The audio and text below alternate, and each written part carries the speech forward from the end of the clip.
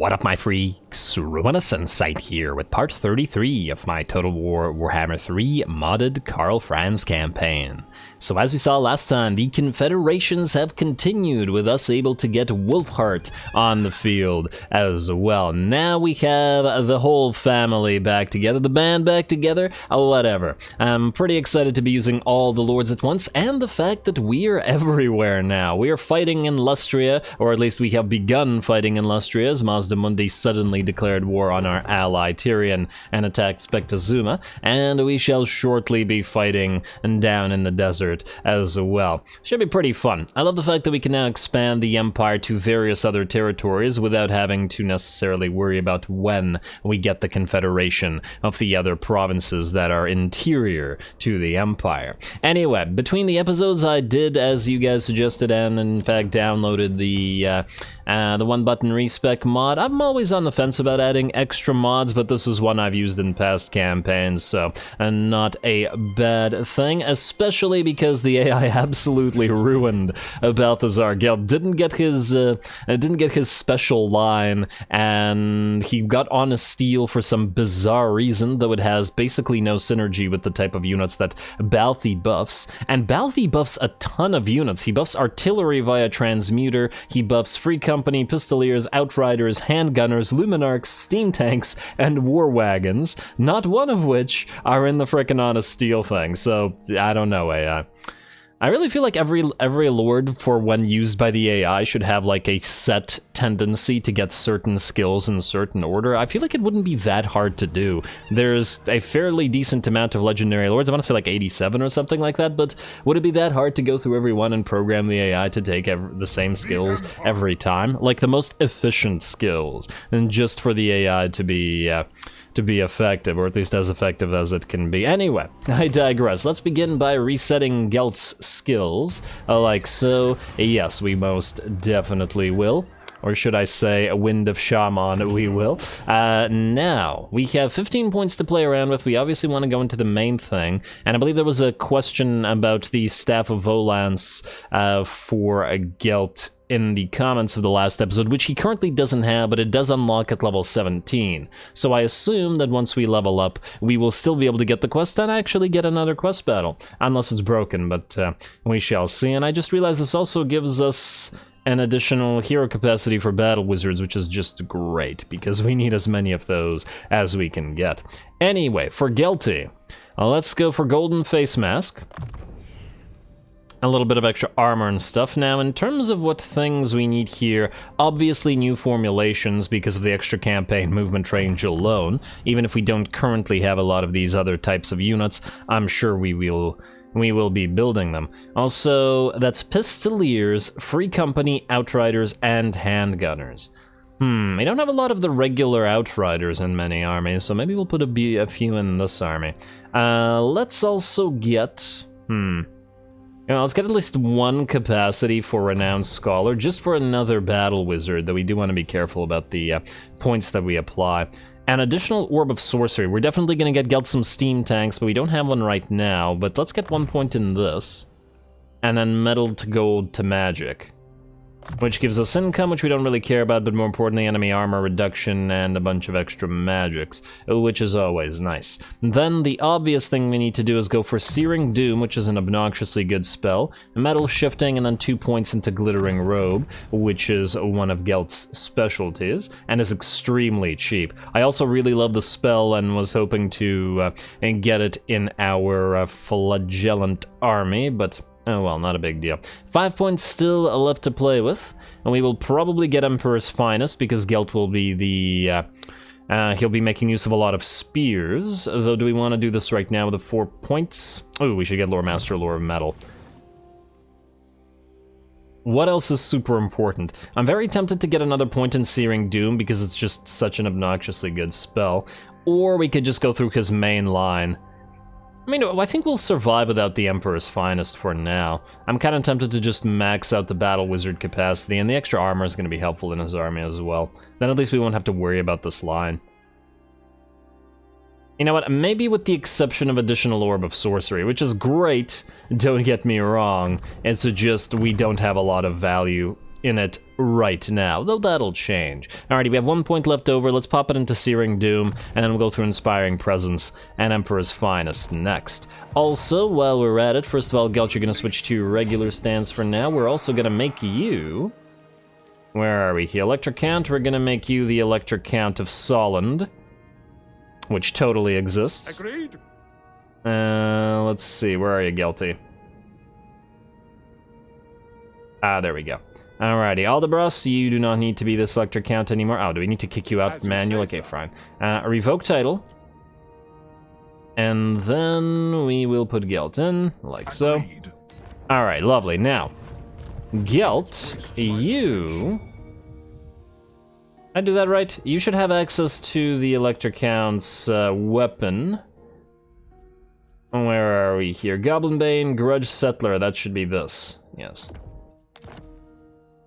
Electrocount's Grudge Settler. Yes, I'm not mistaken about that one. Sigmar's will. Alright, good. And Electrocount of Solon gives you research rate, local recruitment capacity, all provinces, upkeep reduction. Yeah, so mainly it's the research rate. And I guess the upkeep for spearmen and such. Alrighty. And you do have the buff, yes? Yes, okay. It's just there wasn't a lot of fanfare when switching, so that's what made me uncertain a little bit. Then, Gelt, you're gonna move here. We're gonna attack Volmir in a second. In fact, we're gonna attack 2 armies in a second. There's also this little army belonging to the Van Heimlings, which Kurt Kaldenstrad is gonna have his debut battle against. But let's just set this up first, so we spread out the admin at least a little bit. You are going to swap some of these units, like... Okay, just go to Gelt's army. Then you're gonna give Gelt, I think it's the first guy, and all of the Eldred's Guard, which puts him up to 19. You can keep the regular spears for now, and I guess we could give him another unit. We could temporarily give him a Dagobert as well, but obviously this army's gonna... Oh, actually, no. What we can do is this. Double checking, basic training, good. So that'll buff up all of our spears. Then we're gonna get to the Templehof Luminarch in this army.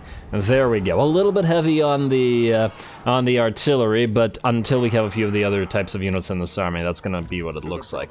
And then you're gonna move here, and we're gonna attack together in a few seconds. Also, Gelt, you're going to need... Oh, you already have stuff. Okay, well, Tradesman is not needed here. Burger is good. Tollkeeper is not. Alright, so let's take out Tollkeeper and Tradesman. We'll put the Tradesman elsewhere. I guess we'll probably want to keep the Apprentice Wizard if nothing else. Oh, damn, did I just take away your armor? I'll get to use something else. We should also get rid of those Obsidian Lodestones at some point. Oh, get your Helmet Discord. Yeah, let's get your Helmet Discord, why not? And we'll definitely need to get you a patrol captain of handgunners and probably halberdiers as well. Ranger standard we could put on you to make you obnoxiously fast. Banner of Eternal Flame we're saving for our Knights of the Blazing Sun army. Grave Robbers not needed. Light College Acolyte gives us nothing in this army. Messenger, oh, we should probably give you Messenger and stuff. This is Gregor, you know what? Gregor, you don't need this. And that's Messenger, Pitfighter, Ratcatcher. Scribe is another speed up, but it's only at 5%. We don't have enough scribes, unfortunately. And wait, I think I missed something. There was another... Oh, we need a Hedge Wizard here as well. Although I suppose we could give it to one of your minions later on when we actually get one. Alrighty, in the meantime, let's go for our first Imperial Adjutant. And let's go for another Patrol Captain Handgunners like so. Oh man, 3.4k. Oh, these are getting real expensive. Alright. But it is what it is. Gelt's gotta have one of these. Alright, and... there you go. Alright, not so bad. Casting item will be your Staff of Volance. In fact, we're not going to bother with another casting item, because you'll probably get one shortly. Maybe we can even level up from this army. Alright, so these guys are prepared, more or less. There is also you, who are going to get immediately replaced by Volkmar the Grim. Alrighty, Volky's on the field. He has his items here. Control +2 for all provinces. Gonna be quite nice as well. Now, what do we have here? Okay, so you have Leader of Renown, which I guess you could be using. You have Honest Steel as well. Maybe we don't need that, at least not... Oh, wow, you don't have Grand Soulfire? Really? Yeah, you're gonna need to be reset as well. And man, you really prioritize Sigmar's Ward, which kind of actually does make sense for Volky, but yeah. Alrighty, and then you don't have the Work of God. AI. I don't know what you're doing. Oh, look at all that extra hero capacity for Warrior Priests and Witch Hunters. Also... We don't have War Eternal, so no buffs for all of the extra units, i.e. the Flagellants, the Sigmarite Disciples, the Free Company, and the Empire Knights. I also kind of thought that maybe Volkmar isn't actually a good lord to use Flagellants in. We can use our Flagellants in the other army. And because he gives the passive ability Strength of the Penitent to all units in his own army, right? But that's a thing that the Flagellants already have, yes? Yeah, Strength of the Penitent, so it would be wasted in that army. So in fact, we're probably better off building Volkmar's army around Sigmarite Disciples and around other units like Free Company Militia. And then keeping these guys primarily in this army, which would mean, I guess, we get a couple of them back here. But, yeah, maybe that's the way we'll do it. But anyway, we can deal with his skill points and stuff later on. We've been waiting for this army's debut, so we're going to start with this, because it's been a while. Fireball, Kindle Flame, Cascading Fire Cloak, Flaming Sword. I don't think that we'll get too much use out of the Burning Head in this particular battle. It's also 15. I'd really rather spam Cascading Fire Cloak and Flaming Sword. Yeah, let's get another point in Flaming Sword. We'll go Evasion. Unfortunately, we're 1 point short of Piercing Bolts, which would be ideal. But oh well. Then we're going to, I guess, attack directly. I was hoping to switch you to Trenches, but oh well. Here we go. This is going to be pretty dangerous. This army is meant to fight across an open field. The sea battles generally don't favor this type of army, depending on which map we get, but most of the maps aren't very good for these guys. And we also have... Yeah, this is not a good army to be facing off against. All those trolls are going to be real hard to bring down. Chromates, maybe, but they rout fairly quickly due to their low leadership. To be fair, so do the trolls.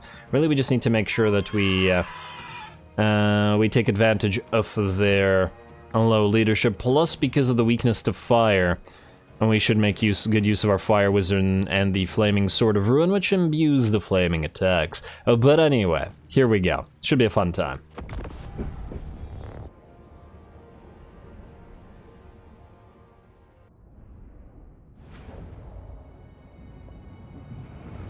Raise your weapons!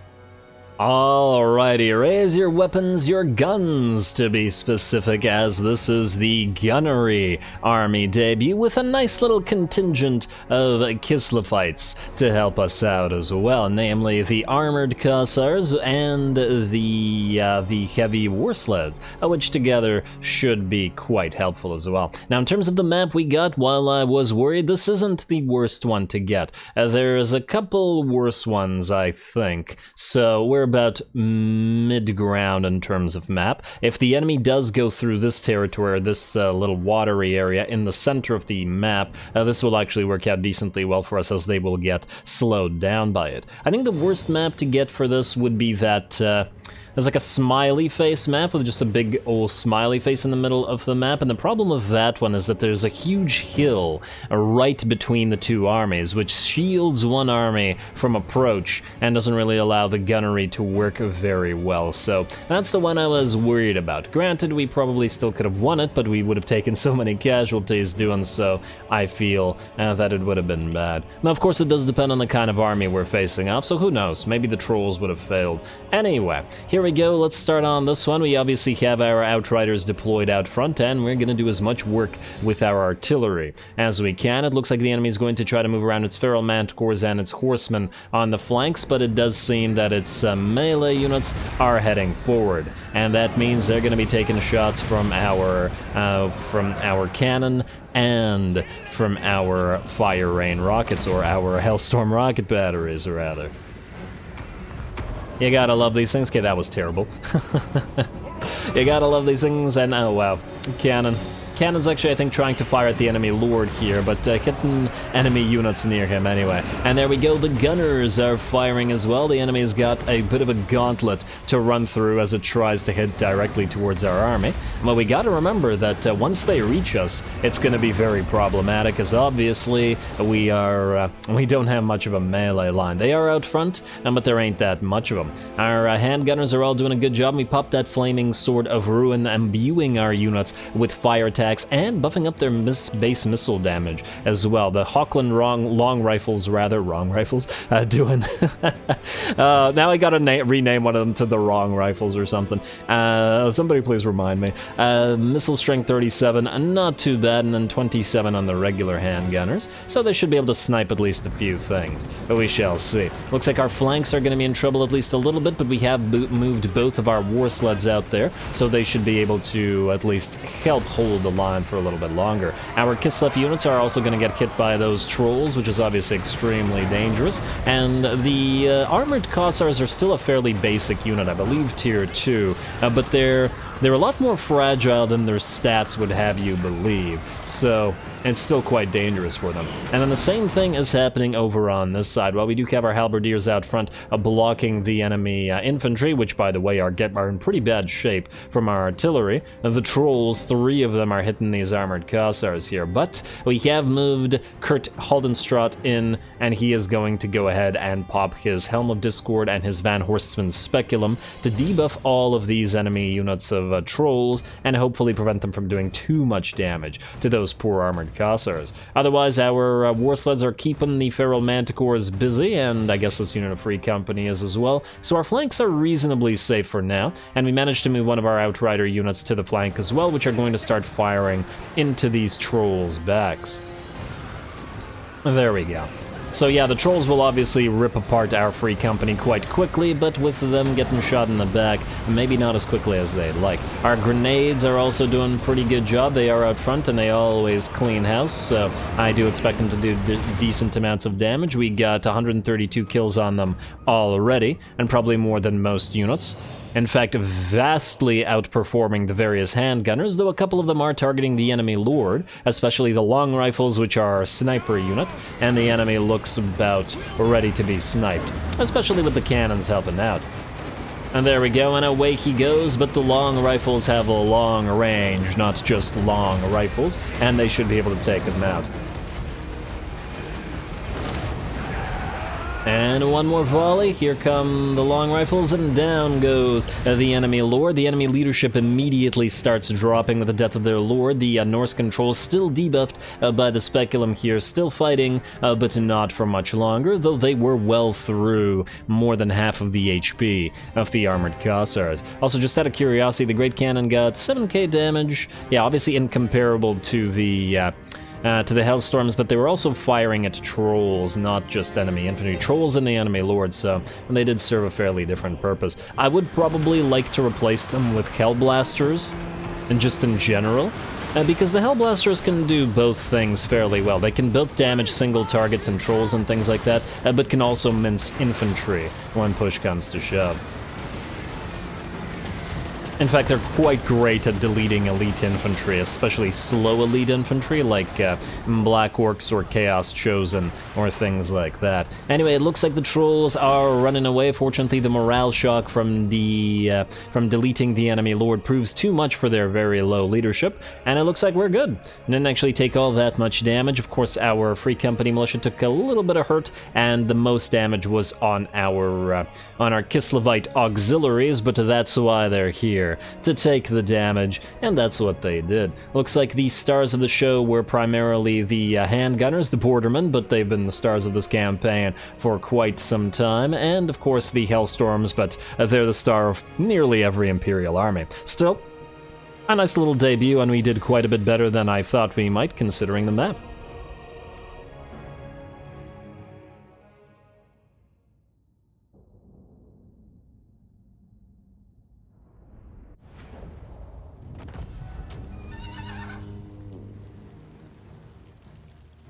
Alrighty, there we go. Not too bad, all things considered, for a debut battle. I do still think that this army perhaps suffers a little bit much from the lack of a melee line, and this may need a little bit of retooling in that particular light, though I will think about it. Perhaps the Outriders could be replaced with a couple more units of Free Company, or even something a little bit heavier that can stand in a melee line. If the enemy had had even more melee troops, ironically, rather than the feral manticores, which I was worried about, I feel like they probably would have actually done better, because they could have surrounded us, and we have very limited ways to actually block the said enemies from going around attacking us. Or if, for example, they had chariots or something that could actually get around our flanks and annoy our range units, what would we have done then?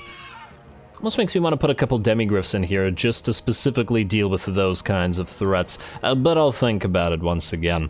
It would be another fast mover that would be similar to the Outriders and would enable us to put more Outriders in Gelt's army. I also do want to eventually build an army that's basically all Pistoliers and Outriders, but we'll have to wait on that. Anyway, let's pardon the captives for 3,000 gold, but the army shall be destroyed because they were in march stance. And we got another tradesman. Oh, right, that reminds me. We need to actually put those into armies and stuff. You. Tollkeeper. Tradesman. Very nice. And are those the only things that buff up our money making in particular provinces? I feel like they are, but I could be wrong. So we should double check. Income from trade tariff or income from tariffs faction wide, that's fine. I want specifically more money here out of Reikland. No, okay, looks like good to me. Alright, and then you, recruiter, I guess you're probably going to be around for a while, recruiting, as you like to do. Let's get you a tradesman as well. There we go. Alrighty, what's our money at right now? 12.6k. Yeah, a lot lower than the 17 or so k that we were getting before, but we did suddenly build like a billion armies. Yeah, it's also funny that the Bright Wizard wasn't supposed to be in this army as an... Ooh, yes. Piercing bolts of burning, please. Wasn't supposed to be in this army. It was supposed to be a light wizard to provide net of Ammontalk, but against the trolls in particular, that did work out fairly well. Anyway, Kurt, you're gonna back off, and while you did well there, who knows? Uncontrollable. I don't think Bellicor can reach you, but just in case he can, let's give you your level up as well. I guess it's gonna have to be Pistol Corps, which buffs up the handgunners, which you do have a fair amount of. We also should be buffing up our artillery, but the first level is identical for both of them. So do we buff up 4 artillery units or a lot more handgunners? It's gonna have to be the handgunners. And I guess the Free Company as well. Alrighty, nice. Man, we really need to be able to somehow mass produce the Nordland Mariners. It would be great to do so, as they are just a better version of Free Company. A lot of our armies are using them. Yeah, I know, I'm a little bit biased because I like the unit, but nonetheless, it should be very useful as well. Anyway, those guys are done. Let's do a little bit of admin work and then switch to the next battle and debut Gelt as well. A day of debuts is what it's going to be. Boilroke, you're standing outside the Silver Pinnacle, eh? Would you fight this? Okay, you know what, this is what we'll do. We'll move Gregor here, put him into... yeah, keep him in camp, I guess. Like so. Stay together. Then we'll put you guys in trenches, I guess. That doesn't really do much for us. And then I want to see if this draws out the garrison. We can always back off if it doesn't. Oh, yes, yes it does, because he's going to run. And he's going to run you run away from Gotrek and Gregor and Felix and the garrison, only to run into Karl, which is probably not what you wanted, buddy. Probably not what you wanted. Alrighty, well, Gregor, you're going to move in regular stance now because you're going to need to trade units, and Gotrek, you can go here as well, just to reduce the amount of casualties that Karl takes, as this is going to be auto-resolvable. Move here, though. Yes, yes, yes, we know who you are. Attack, please, Karl. Alright, and auto-resolve that. This, yeah, we'd take, like, no casualties doing this battle. And, really? Oh, auto-resolve, okay. The Sunmaker would have probably destroyed most of this army by itself. Wow, 487. Huh. A lot more kills on the Demigryph Knights than the Royal Altorf Griffites. I wonder why. Aren't they just directly better? That's weird. Right, pardon the captives for a second here. And potion of strength, yada yada yada, reload time reduction, war banner for Gotrek. No, but I like the war banner. Reload time reduction, eh? You know, who could use that? We could put that on the Sunmaker, make it even more obnoxious. Or we could put that on the Templehof Luminarch. It's a nice pickup either way. You are going to lose the banner. Yes, reload time reduction. And then we're going to pop Gotrek into the Silver Pinnacle, or back into the Silver Pinnacle. Oh, you don't even have to go into March stance. You keep guarding it, buddy. And then Karl, we're going to put you into camp. And you know what, we're gonna go as far as we can, because I don't know whether we can reach the Great Skull Lakes. We'd probably heal up a lot more at the Desolation here, but I'd rather not have to waste 2 turns. Like so. You heal pretty well anyway. And then we're going to March stance you. Get a move on. How dare you? We're gonna March stance you to trade the Demigryph Knights to Karl in place of the Silver Bullets. The Silver Bullets we will delete, and then we will be giving to Gelt, because, well, he'll probably get quite a lot of value out of them. And he buffs them as well. Yeah, I don't think there's anybody else in this army that we could trade, with the exception of possibly the Hammer of the Witches, but honestly, I like this army in its current state. It's pretty good. The only other thing is we might want to add the legendary unit for the faction, the Altdorf Company of Honor, to this, but the problem is they're a Halberdier unit. And Karl's army doesn't buff Halberdiers, and it probably never will buff the Halberdiers, because I believe that's an Honest Steel buff. Yeah, wait, not an Honest Steel, Emperor's Finest buff. Yeah. And Karl gets nothing out of that, so perhaps we make another... Oh, I got an idea. You know what we'll do?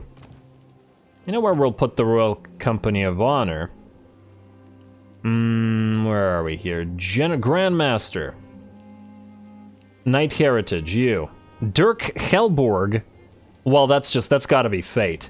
That is absolutely... I was gonna build a Reiksguard army, and this guy's name is Dirk Helborg? Okay, well, I mean, we could just say that he's Kurt's son or something like that, but no, we're gonna rename you Kurt Helborg, who really should be a hero, or even possibly a lord, depending on how you look at it.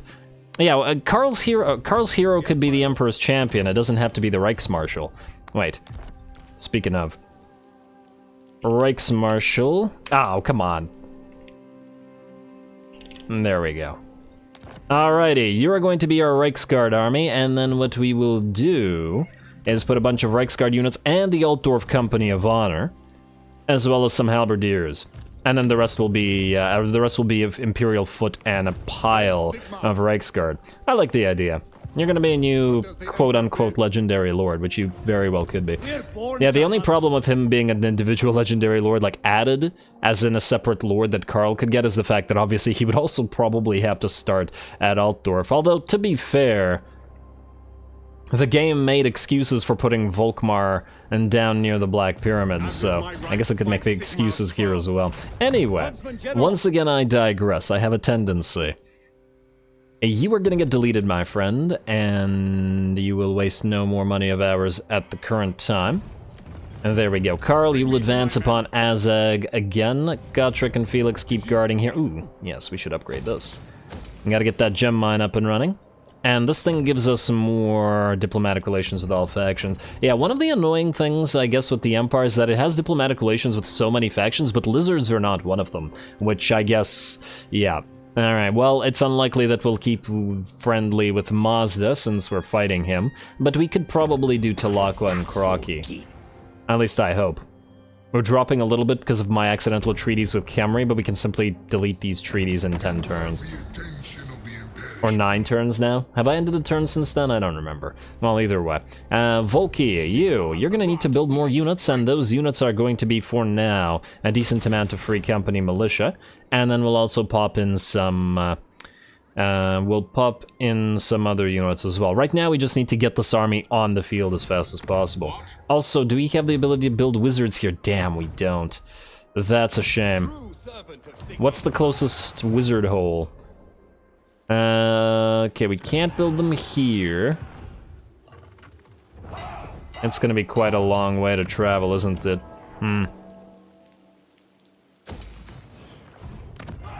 Yeah, damn. Don't tell me that the closest thing is Griffinwood and Altdorf.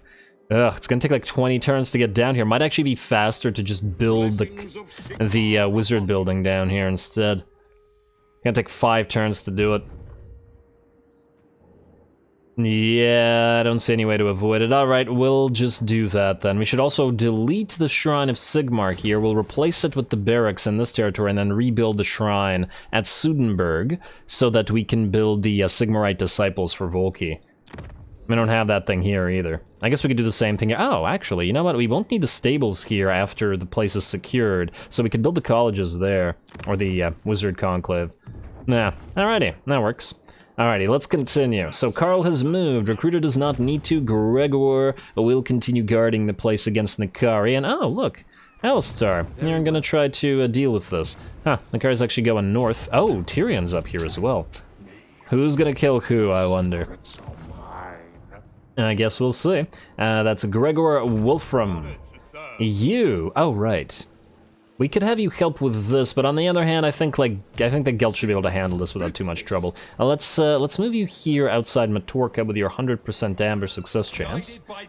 Because we need to destroy this Bog Grub Ironjaw. Even if he doesn't attack Matorka, he's probably going to raid our territories, and that's just too annoying, so I'm gonna have to deal with it. Alrighty. Oh, I noticed that Durthu is not at war with the parts of Sartosa. Join war? Border princes? No. What about pirates? Yes, he will. Okay, wait. Is there anything else that you'll join Hexoatl? No, no dice. I want him to be fighting strong factions, or some factions, more factions in general, so that he doesn't get the inclination to attack Wissenland. And this is the one thing I'm very worried about. It's one of the things I'm very worried about, because this would throw our whole campaign into chaos, because we'd have to turn a few armies inward and destroy Durthu, most likely. Or we let him kill Wissenland and then just take the territory over ourselves later. I don't know, I don't want to think about it. It'll be a huge thing if it happens. Alrighty, well, I guess these guys are the only ones, so we're gonna have you join this. And we're gonna get you killed, because you're surrounded where you are right now, and you're in march stance, so you're definitely gonna die. Which is a good thing, because you being weaker means that you're even less likely to attack Wissenland. Then also, Peter, you know what? Since these guys are unwilling to give up Tobaro as yet, you're just gonna move back here, and we're gonna hope the Skaven take it. We can't siege Skavenblight with him, unfortunately, because there's no way that he can defeat this army with other armies. If it was by itself, perhaps, though it is a much, much more hyper-elite stack than we've got here with our cheap tier 1 and tier 2 units. And without a wizard as well. Speaking of wizard, we need to get one for this army, and we need to get one for this army, and that's fine, because we did just increase battle wizard capacity. So we're at 5 out of 8. Light Wizard, Imperious, and Knowledgeable. Oh, I still really dislike both of these. I guess we could get one of these guys temporarily. No, I guess once again the question is whether Kurt gets the Light Wizard and... Are you disciplined? Yeah, you're disciplined. And whether Kurt gets the Light Wizard or both of them get the Light Wizard. I don't want to go all Light Wizards.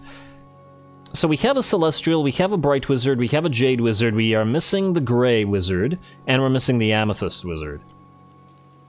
Amethyst Wizard, we could ironically put that with the Knights of Moor army if we really wanted to.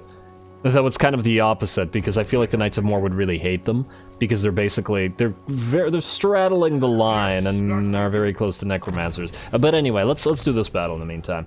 Let's go for Blade Master, let's go for Hard to Hit for you. And let's go for, I guess, Deadly Blade. Alright, plus I want to see the Templehof Luminarch in action. Do you need levels a little bit? A little bit of levels? Some levels? You have on a Steel, which is fine, because we're going to give you a bunch of great swords in a bit. I don't know what else to give you. Let's get you Hard to Hit, then. Yeah, that's fine. And then your captain here. What do you have, by the way? Oh, you have a Brass Cleaver. No, we do not need you to have a Brass Cleaver. We need you, Warrior Priest, to have the Brass Cleaver to buff this army up a little bit. Where are we? There it is. Alright. Could really use more brass cleavers in every army. Anyway, time to attack this. These guys are once again foolishly in march stance, so we may as well take advantage. You can go into trenches stance as well. And away we go. Alrighty, Guilty. Let's see what you can do, buddy. Balthazar Gelt is the hero I've gotten the most number of kills I've ever had in, like, a normal battle, and which was like 3,000 or something like that, by himself. But it was against a Bretonnian faction with, like, tons and tons of peasants. Gleaming Pennant can go on you, I guess. Mostly because it's an area and you're going to be providing area bonuses to all these guys. Alrighty, looks good to me. Let's try out Gelt, let's try out the Tempelhof Luminarch, let's see what the enemy's got as well.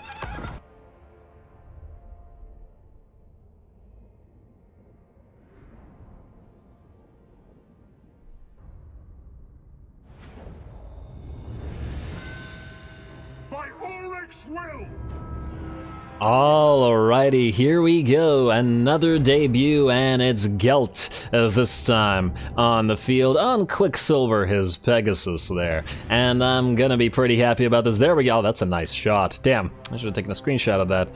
Oh well, huh, and the Firestorm rockets firing almost looked like wings themselves. But anyway, pretty excited to make use of this army. It's got nearly half of the army as a massive artillery battery, 9 units, both magical and mundane. Magical being, of course, the Tempelhof Luminarch. So let's see what they can do. This is also the first time we'll be using the war wagons with mortars, but Gelt does buff war wagons, so it does make sense in this particular army. Also, seeing Gelt on that Pegasus made me have an idea. Maybe what we should do is grab a set of Pegasus Knights, or, well, ideally Royal Pegasus Knights, but I don't think the AI has access to them yet, and just have them act as Gelt's personal guard. I was sort of doing that with the Sigmarite Disciples before, but the Pegasus Knights together with Gelt would allow him to move in and attack stuff, and not be by himself.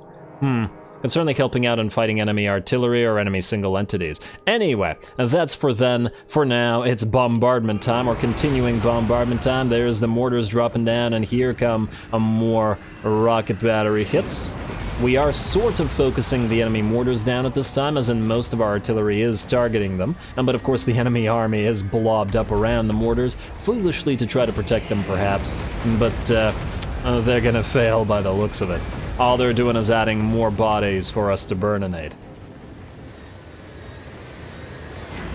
Alrighty, there's those mortar shots. I'll be curious to see how much damage our mortar war wagons will have done by the end of this battle. Alrighty, and it looks like most of the enemy mortars are out of the picture. Of victory already within our grasp, and the enemy lord also moving closer to our Tempelhof Luminarch, which should be able to target him soon. There we go, charging up. You gotta love that charge up animation, and here we go. You better not miss after I took the time to slow this down. Alright, come on, let's see what you got. Running directly towards it, not the best of ideas. That looks like a hit to me. It does penetrate through him and continue going, but he does get staggered, which I think means yes, it did indeed hit and took about, let's say, a quarter of his HP with a single shot. It doesn't then get him to fall down. I remember last time I played Balthazar Gelt and using the Luminarchs to stagger giants, which definitely do fall down. But I think they also do when they get hit by cannons, because I feel like I've seen them get fall down when hit by little Groms as well. Alrighty, well, the rest of our units are moving up, and ooh, this is also a chance to take a look at the Eldred's Guard here, and the special unit of Spearmen, which look pretty damn nice. Look at those shields, and they're all nice and gold, just the way the Emperor and Balthazar Gelt both like it. Eldred's Guard, of course, named after the previous Elector Count of Solland, who died fighting orcs. Quite bravely, I might add. And it's appropriate to have them in a Solland army as well. And the Tempelhof Luminarch continues to move up. Looks like the enemy lord is still out there. And ooh, that was another hit, huh? I guess it has a slight homing missile effect, because I saw it sort of curve to hit him, which is pretty nice considering. As in, if it didn't do that, it would be quite problematic. are running out of shots when the enemy just dodges all those. Anyway, speaking of dodging shots, the enemy is probably not going to be dodging too many more, as the bounce power is about 90% in our favor. Gelt moving forward to try to stop these Outriders with grenade launchers from firing, as they did get a volley into our spears, although sadly I think our spears are not going to get too much... the heck is this? They're not going to get too much of value in this particular battle. As in, they're just plain not going to do anything. It looks like most of the enemy will be dead long before they actually reach our battle lines. Oh, maybe we'll get a volley from these Outriders. Yes, indeed they will, but they will fire on the Templehof Luminarch, missing half their shots, and they could have done a lot more firing on our regular units. Gelty's still hovering overhead, but it looks like the enemy lord is just about ready to drop. Stops with the net of Ammontok and then gets knocked down by the Templehof Luminarch. Very nice. And it got the +1 kill. Beautiful. While it's certainly doing its job, and with the death of their lord, once again, the enemy army will rout without accomplishing really anything whatsoever. Granted, they were a very basic army and in march stance, but still a nice little debut to ease Balthazar Gelt into it before he starts fighting the orcs and the dwarfs and the undead that he is so close to. Lovely. A decisive victory for him. The guns and the gold both work out.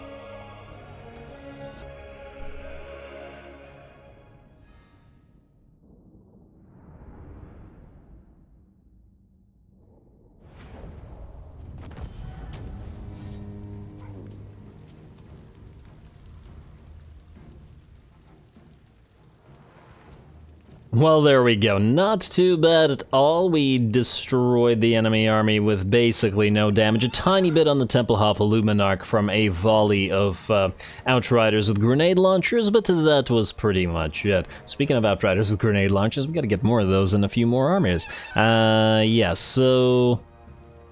yeah, you're gonna heal up to full anyway. Otherwise, basically no damage. 7 units lost from the Eldred's Guard, which I think also took damage from the Outriders with grenade launchers. These are really the only units that did anything, because the enemy artillery was destroyed before they could. We're gonna take the money as usual. There we go. And down you go, buddy. Alright. I am very happy with both of these debuts. Isn't it nice watching all of our guns and our artillery and do their work? But unfortunately, with that, the day of debuts does have to come to an end as we are out of time. And Gelt will next time, I suppose, move southward towards either Xerixzil or, yeah, probably towards Xerixzil. He might get into a fight with Belegar, which might be fun. I was toying with the idea of piecing out with Belegar, but I don't like the idea of him taking further territories down here. I wouldn't really mind him keeping this stuff, but once again, the Wood Elves are the problem because they really don't like each other. And in fact, the Wood Elves don't hate Belegar nearly as much as Belegar hates the Wood Elves, so even if we ally with him, there's a very solid chance that he just straight up attacks the Wood Elves, and I'm not really willing to risk that. So we'll destroy him, we'll just keep friendly with Karazakarak and with Thorek down here, who seems to like us well enough, and doesn't have contact with the Wood Elves, so... yeah. Otherwise, while Balthi fights down here, we will probably have our debut with Volkmar, who's a turn away from getting, if not a viable army, at least a decent army. Well, maybe a viable army, just not the army that we want, because it doesn't take advantage of all the buffs that he gets for Disciples and Free Company, which are going to make up the bulk of his forces. And then we will continue building up our armies out here in Spectazuma and Walatal, presuming that Walatal actually survives the assault here, and try to get a proper stack up and running for Marcus Wolfhart before he comes back. In fact, we will be building this thing as fast as possible, because we really need those hunters available here, or huntsmen, so that he has the units that he does buff the most. And of course, Karl will continue in his journey northward, but really nothing can stand against him right now, at least not here, so not super concerning. Anyway, plenty more battles to come, debuts, new armies. It's looking like a bright day in the Empire, so stay tuned for more. Don't forget to leave a like and comment. All glory to the algorithm, and thanks for watching.